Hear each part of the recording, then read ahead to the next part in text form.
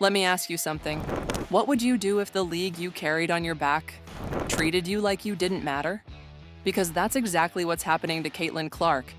Now Europe's top league is stepping in, offering her a massive deal, way more than what she's making in the WNBA. And honestly, it might be time. After all the dirty hits, the jealousy, even her own teammate laughing when she got smacked in the face, who wouldn't want out? Caitlin's been the face of women's basketball this year, and the WNBA might actually lose her. Let me start with a simple question. How does the face of an entire league feel like a stranger in her own locker room? Caitlin Clark came into the WNBA with hype, no doubt, but she delivered. Attendance exploded, ratings shot through the roof, jerseys flew off shelves. This rookie didn't just play basketball, she changed the business. So why does it feel like the league she helped revive has turned its back on her? From day one, you could sense the tension. Physical plays weren't just about tough defense, they felt personal. And the silence from league officials? That said even more. No fines, no flagrant upgrades, just an unspoken rule that she has to earn her respect. But here's the thing, she earned it. She's done more in a few months than most players do in a career. So how did it come to this? How did the WNBA let jealousy, resentment, and politics get in the way of protecting its biggest star?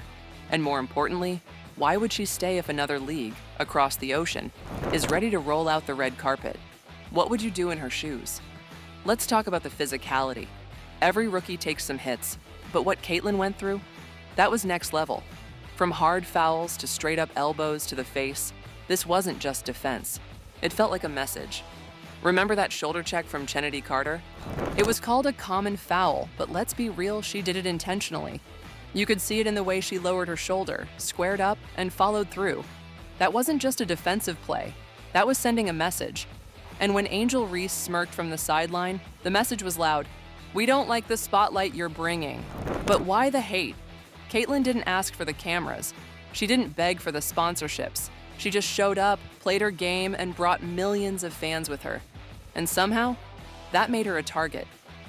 When you're a rookie and veterans go at you like it's Game 7 every night, it's not basketball. It's personal. And through it all, she never flopped, never whined. She got back up every single time. That's toughness. Still, the silence from the WNBA was deafening. No public support, no league protection, no statement of, we've got your back.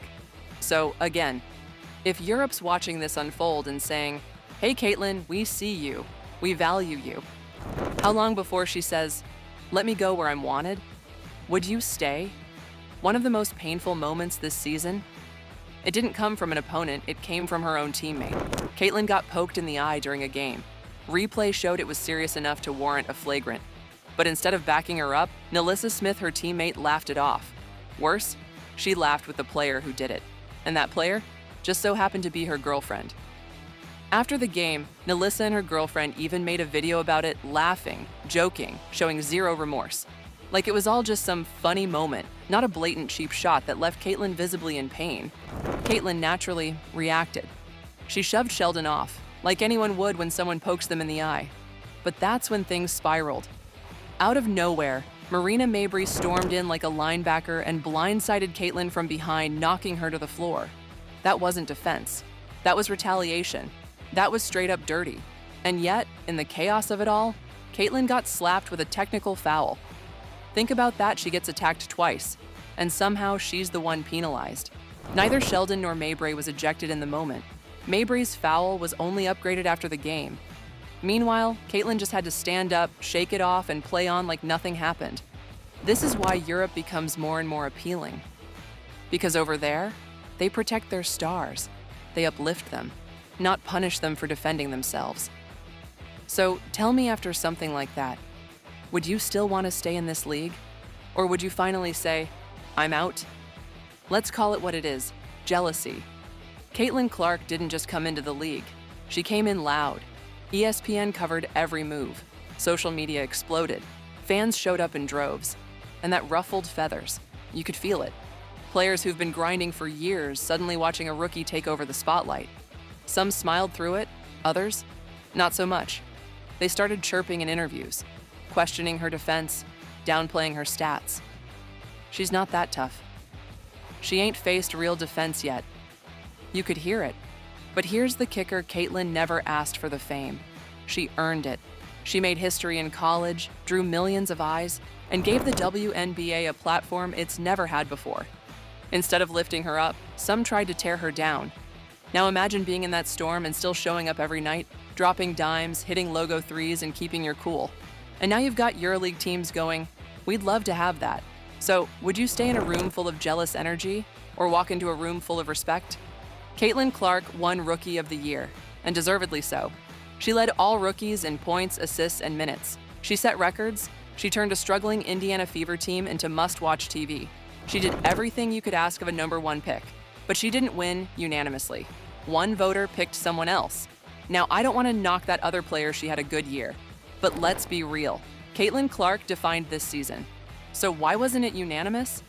That vote wasn't about basketball. It was about narrative, about politics, about someone making a statement. I don't like the attention she's getting, so I'm not voting for her. And that says everything. You can carry the league, boost its ratings, fill up arenas, and still not get full credit. It's a slap in the face. And that kind of thing adds up. It makes you wonder, am I really valued here or just tolerated? Now Europe is ready to treat her like the MVP she is. So I'll ask again, would you stay where you're tolerated or go where you're celebrated? Let's shift gears, because while the WNBA drags its feet, Europe's making moves. Word is, a top EuroLeague team is ready to offer Caitlin a contract worth 10 times her WNBA salary. That's not an exaggeration. That's real money. But this isn't just about cash. It's about opportunity. In Europe, she'd be the face of the league. Commercials, endorsements, shoe deals, training facilities built around her schedule, fans chanting her name in packed arenas. It's a different vibe, and most importantly, respect. No dirty fouls, no teammates clowning her on the sidelines, no jealousy dripping from post-game interviews. Just love, admiration, and a chance to grow without all the extra noise. It's not just an offer, it's a lifeline. So, again, when you've been dragged through the mud by your own league and someone else shows up offering the crown, what do? We need to talk about the fans. Caitlin Clark isn't just popular.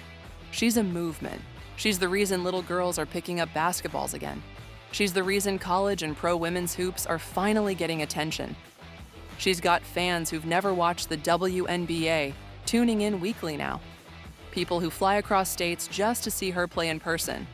That's power. But the WNBA keeps fumbling that momentum. Instead of promoting her, they treat her like a problem, like someone who has to earn her place. Meanwhile, Europe's watching, and they see a global star ready to explode. If Caitlin goes overseas, her fans will follow. She doesn't just bring ticket sales, she brings eyeballs, energy, and culture, and that's priceless. So ask yourself how many leagues would kill for that kind of following, and how many would let it walk away? What would you do? If Caitlin leaves, it's not just her the WNBA loses. It's the momentum, the hype, the ratings, the casual fans who finally tuned in, the new sponsors, the media buzz. It all goes with her. You can already see it every time she doesn't play, the numbers drop. She's the league's anchor. And yet, they're not protecting her like one. This isn't just about a player. It's about the brand. Caitlin Clark brought relevance, and the WNBA treated her like just another rookie. Now Europe's ready to give her the throne. If she takes it, the WNBA will have nobody to blame but itself. Some people say if Caitlin leaves, she's quitting, that she's running from the grind. But here's the truth: this wouldn't be quitting. It would be trailblazing. Players have left before. Diana Taurasi once skipped the WNBA season to play overseas. Breanna Stewart made millions in Russia. Let's just take a second to really think about what Caitlin Clark has gone through and what she's getting in return. This woman came into the WNBA as the most hyped rookie in league history. She's selling out arenas, breaking viewership records, getting people to care about the league like never before. You'd think the WNBA would be bending over backwards to support her, right? To protect her? To pay her? Nope. Instead, she's getting poked in the eye, slammed to the floor, laughed at by teammates, undermined in the media. And how much does she make? Around $76,000.